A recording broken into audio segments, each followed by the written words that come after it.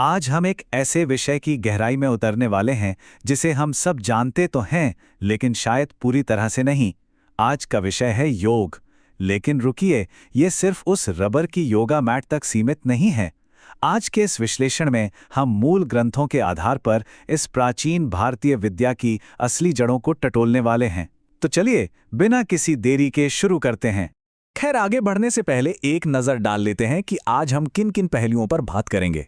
सबसे पहले योग का असली मतलब क्या है, फिर इसके 8 प्रमुख अंग, उसके बाद इसके अनगिनत फायदों पर बात होगी और आखिर में जानेंगे कि इसे करने का सबसे सही समय कौन सा है। तो चलिए पहले हिस्से से शुरुआत करते हैं, योग का वास्तविक अर्थ और इसकी जड़ों को समझना। सबसे बुनियादी सवाल यही उठता है कि आखिर योग है क्या। आजकल सच कहें तो इसे लेकर कई गलतफहमियां हैं। हम अक्सर इसे सिर्फ कुछ पसीना बहाने वाले व्यायाम या जिम के विकल्प के तौर पर देख लेते हैं, लेकिन जब हम अपने प्राचीन स्रोतों को खंगालते हैं तो जवाब कुछ और ही मिलता है। एक ऐसा जवाब जो इन सारी आधुनिक धारणाओं को बिल्कुल बदल के रख देता है। देखिए, इसका असली मतलब इस शब्द की उत्पत्ति में ही छिपा है। संस्कृत की एक धातु है युज।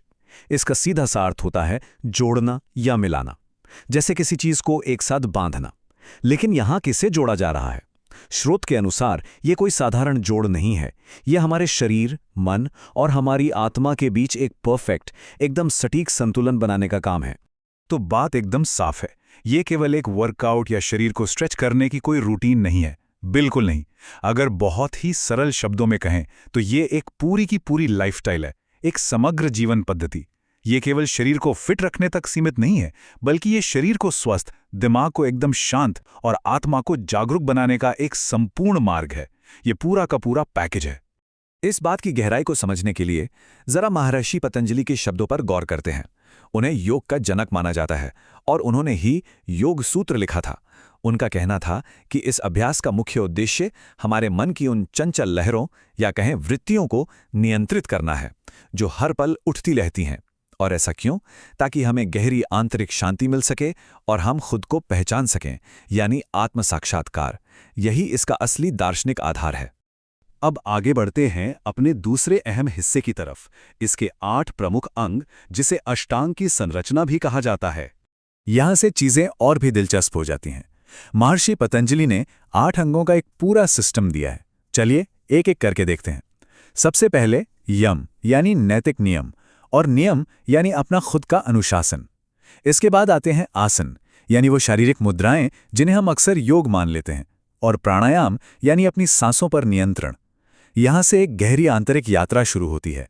प्रत्याहार, इंद्रियों को काबू करना, फिर धारणा, फोकस या एकाग्रता, उसके बाद ध्यान यानी मेडिटेशन, और सबसे अंत में समाधि यानी पूर्ण आत्मिक एकाग्रता की अवस्था। सोचिए, जो शारीरिक आसन हम करते हैं वो इस इतने बड़े सिस्टम का बस एक छोटा सा हिस्सा भर है। चलिए अब इसके अनगिनत लाभों और इसके दुनिया भर में पड़ने वाले प्रभाव यानी अपने तीसरे हिस्से पर बात करते हैं। अब इसके वैश्विक प्रभाव को समझने के लिए बस इस संख्या 21 पर ध्यान दीजिए। हम सब जानते हैं कि हर साल 21 जून को अंतर्राष्ट्रीय योग दिवस मनाया जाता है।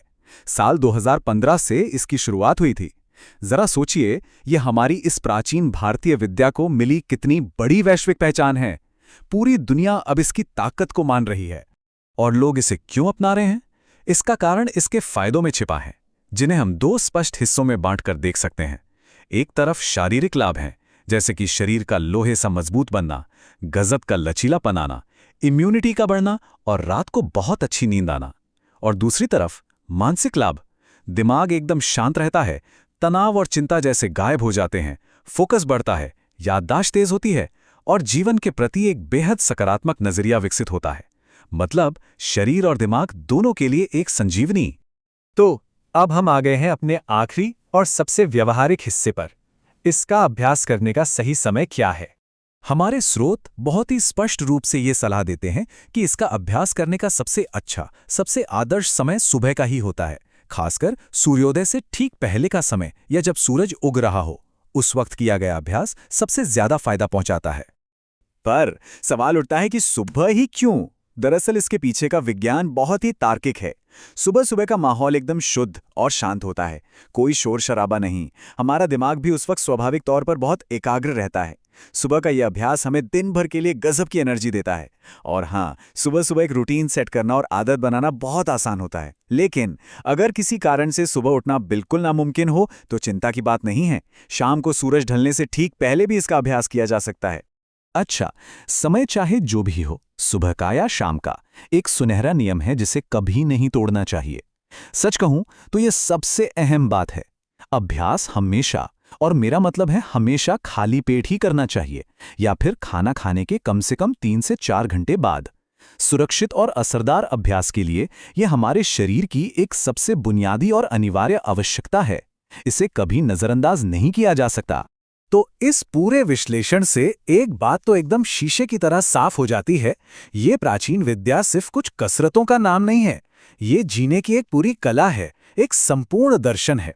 अब जाने से पहले सोचने वाली एक बड़ी बात यह है, आज की इस भाग दौड़ भरी, तेज और तनावपूर्ण जिंदगी में हम सब मन, शरीर और आत्मा के इस शानदार संतुलन को अपनी रोजमर्रा की दिनचर्या का हिस्सा कैसे बना सकते हैं? ये एक ऐसा सवाल है जिस पर हम सबको जरूर विचार करना चाहिए। अगर ये इन्फॉर्मेशन आपको यूजफुल लगी हो तो वीडियो को लाइक और चैनल को सब्सक्राइब करना ना भूलें।